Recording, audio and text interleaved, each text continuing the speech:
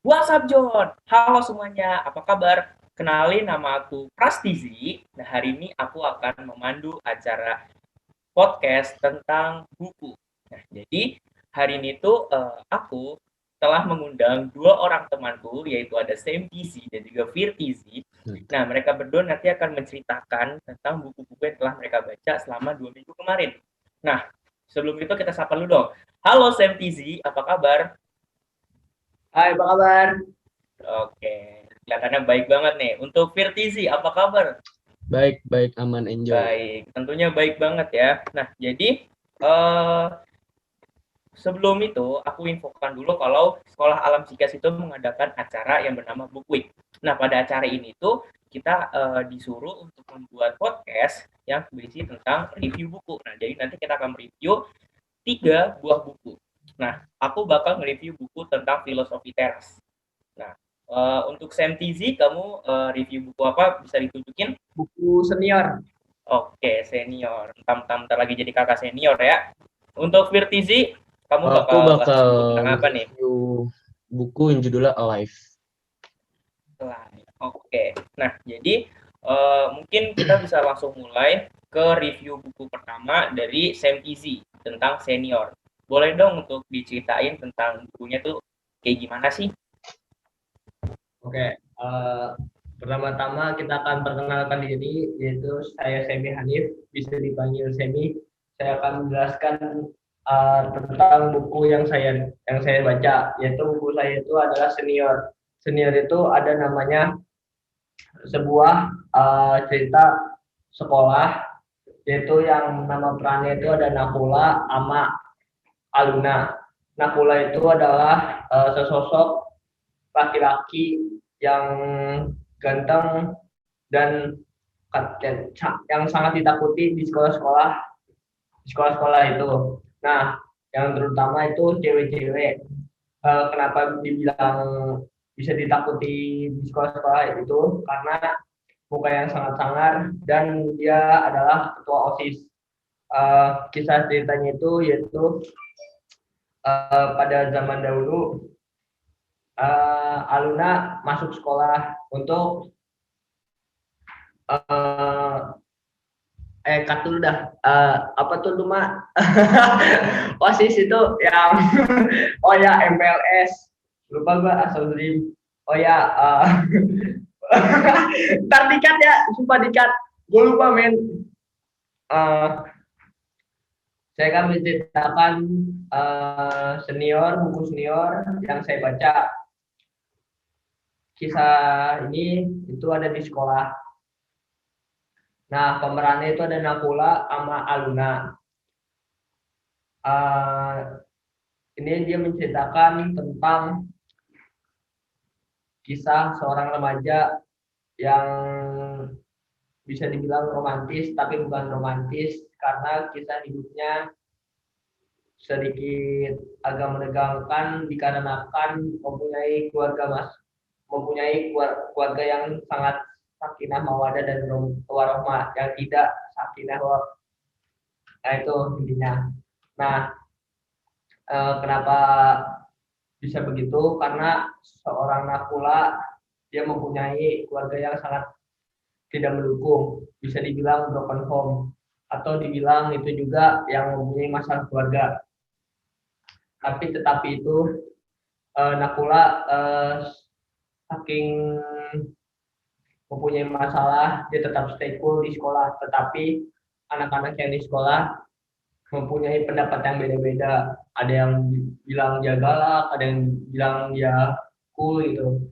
Tetapi sejak itu si Aluna membenci seorang Nakula dikarenakan dia mempunyai sifat yang sangat menyebalkan. Tetapi lama-lama membenci akan menjadi tumbuhnya rasa cinta yang pernah ada.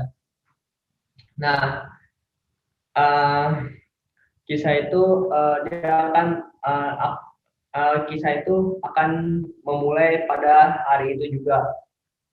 Pada tanggal contohnya itu 1 Oktober 2020 dia menjalani hubungan dan beberapa bulan kemudian mendengar cerita bahwa bapaknya Nakula itu sakit di rumah sakit dan Aluna itu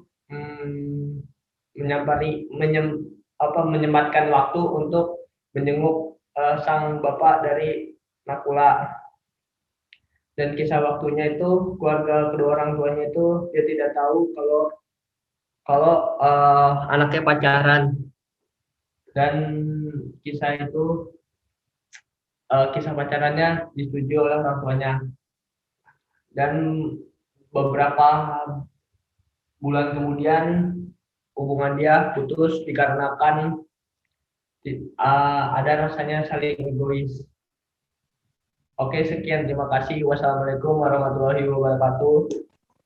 Waalaikumsalam. Oke, guys. Jadi itu tadi adalah cerita dari buku senior. Nah, untuk teman-teman yang belum tahu, jadi buku senior ini tuh udah ada bentuk filmnya. Nah, jadi kalau kalian pengen tahu bentuk visualnya gimana, kalian bisa nonton film dari senior ini.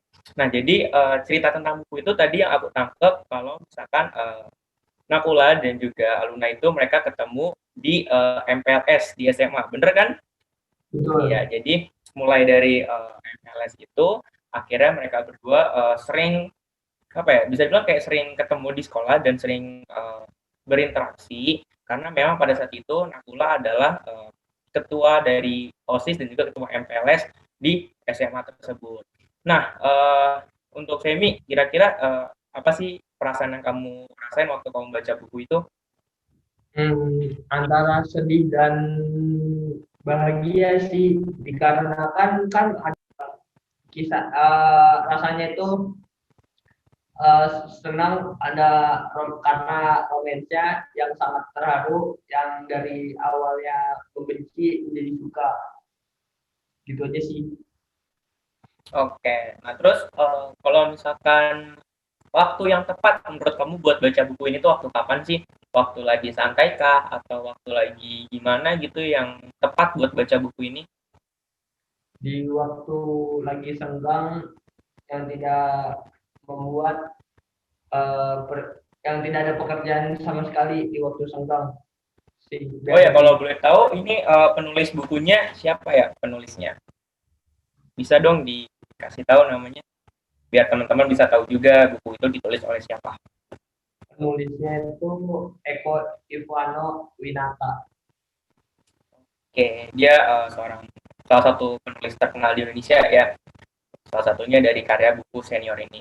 Nah, terus mungkin Semi ada pesan buat teman-teman semua untuk tips gimana sih caranya biar kita bisa senang gitu baca buku. Bisa di-share dong tipsnya.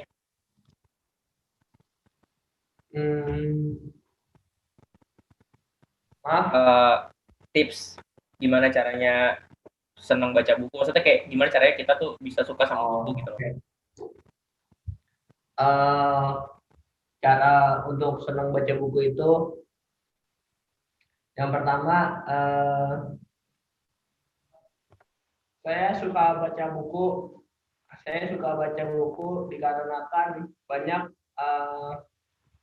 kisah-kisah hidup di buku itu yang menceritakan hidup saya sendiri. Jadi saya bisa mendapatkan manfaat yang lebih baik dari buku itu yang tersebut. Karena guru saya pernah berkata, buku adalah jendela dunia. Oke, sekian, terima kasih.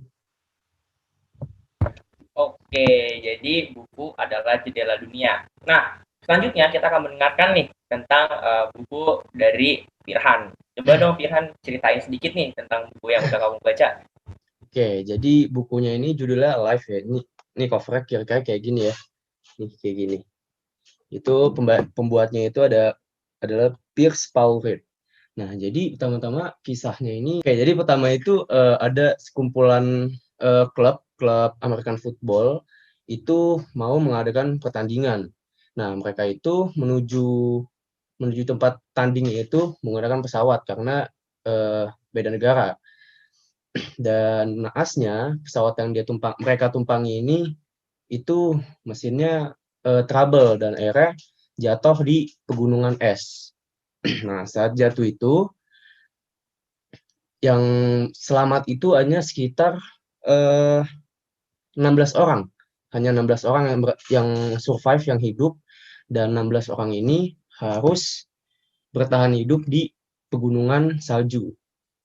Nah, saat mereka selamat, itu kondisinya luka-luka, ada yang ya cacat lah gitu, dan mereka harus survive dengan seadanya gitu, makanan seadanya, terus juga pakaian pakaian seadanya, itu kan salju ya, dan nggak ada persiapan pasti untuk itu. Ya kan mereka berminggu-minggu, berhari-hari di sana, nggak ada makanan, akhirnya mereka terpaksa makan daging manusia karena nggak ada makanan sama sekali. Nah, upayanya itu untuk nyelamatin diri mereka itu, akhirnya mereka buat 3 regu itu untuk eksplorasi daerah tersebut itu, untuk mencari bantuan lah. Nah, regu pertama itu mereka keliling ke sekitar gunung itu, mereka itu nggak menemukan sama sekali apapun, makanan nggak nemuin, cuma hanya menemukan korban-korban yang meninggal aja. Nah, terus regu keduanya itu sama tuh, nggak nemu apa-apa, tapi mereka menemu radio, radio untuk komunikasi lah gitu. Nah, ya kan mereka coba untuk pakai radio itu untuk komunikasi, tapi tetap aja nggak berfungsi. Terus pas beberapa hari kemudian banyak pesawat tuh melintas di atas mereka. Mereka kayak berusaha untuk ngasih signal lah, berlambai-lambai apapun lah itu, tapi nggak dinotis sama pesawat di atas itu. Nah, yang ketiga ini itu isinya 2 orang. Saya lupa namanya, Joseph siapa gitu. Nah, regu ini cuma 2 orang isinya, dan mereka benar-benar nelusurin sampai kaki gunung gitu. Akhirnya mereka ketemu sama apa sih, sama penduduk desa di sana lah. Akhirnya mereka diselamatkan penduduk desa, dan akhirnya penduduk desa nelpon bantuan untuk mereka yang masih di atas gunung tadi itu. Gitulah ceritanya. Wah, ini dilihat-lihat ceritanya seru sih. Ini tuh bukunya udah ada filmnya atau belum nih? Atau Udah masih dalam bentuk buku? udah ada film ya, udah ada film. Oh, udah ada filmnya. Heeh. Oke, nah terus kalau dari kamu nih, kesan-kesan apa yang bisa kamu tangkap dari buku ini gitu? Ini sih Mungkin kesannya kayak gimana gitu? Bisa kayak feel yang kamu dapetin. kayak realize aja sih apa yang baru terjadi di Indonesia kan, apalagi yang kasus kemarin tuh Sriwijaya kan. Dan ini juga saya baca sih belajar juga gimana cara survive gitu di alam, kita nggak prepare apa-apa, kita harus ngapain, itu kita bisa belajar dari sini sih, gitu sih. Iya, jadi kayak sebenarnya di sekolah alam juga kita udah diajarin kan Iya. gimana cara kita survive di alam, karena ada beberapa program sekolah kayak PBL, 3S itu kita diajarin buat gimana caranya kita bisa survive di alam. Nah, jadi gitu guys, itu salah satu keunggulan sekolah di sekolah Psikias nih. Jadi kita udah setidaknya kita tahu lah gitu apa yang harus kita lakuin kalau kita ada di alam kayak gitu. Nah, itu tadi buku dari Firhan dan juga Sandy. Nah, sekarang aku pengen share sedikit tentang buku yang aku baca yang judulnya adalah Filosofi Teras. Nah, buku ini tuh ditulis oleh Henry Manampiring. Nah, buku ini sebenarnya itu lebih ke arah kayak apa yang kamu butuhin di dunia ini. Jadi, buku ini tuh membahas tentang filosofi teras. Nah, kenapa disebut sebagai filosofi teras? Karena filosofi ini dihitung sebagai filosofi sederhana, tapi bisa kamu pakai di kehidupan sehari-hari. Nah, jadi filosofi-filosofi itu dikumpulkan dari beberapa filosofi yang ada di zaman Romawi kuno. Nah, setelah itu filosofi-filosofi tersebut disatukan dalam buku ini. Nah, di buku ini itu ngebahas banyak banget filosofi yang bisa dibilang seru banget sih kalau dibaca gitu. Jadi kayak filosofi tentang bekerja, kemudian filosofi tentang berinteraksi dengan orang lain gitu. Itu ada di dalam buku ini. Nah, di dalam buku ini juga ada satu bagian yang menurut aku kena banget gitu. Jadi di buku ini tuh dijelaskan kalau orang yang memiliki harta banyak gitu, atau orang memiliki kekuasaan yang tinggi itu biasanya mereka suka lupa dengan diri mereka sendiri gitu. Nah, makanya disebutkan dalam buku ini kalau banyak banget pemimpin-pemimpin yang nggak bisa amanah gitu menjalankan tugasnya sebagai seorang pemimpin gitu. Nah, jadi mereka itu kadang banyak yang melakukan pelanggaran kayak korupsi, kemudian atau tidak menyejahterakan rakyatnya gitu. Nah, di buku ini tuh dijelasin.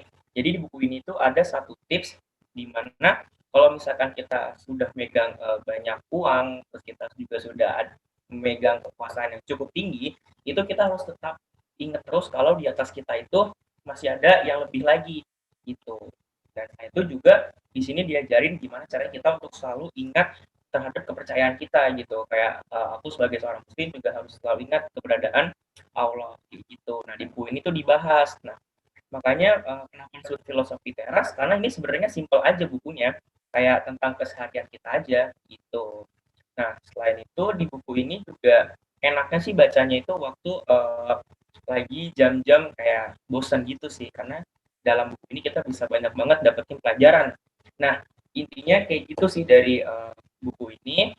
Nah, mungkin teman-teman bisa nungguin kita di podcast selanjutnya dengan tema yang berbeda. Oke, terima kasih semuanya. Dadah.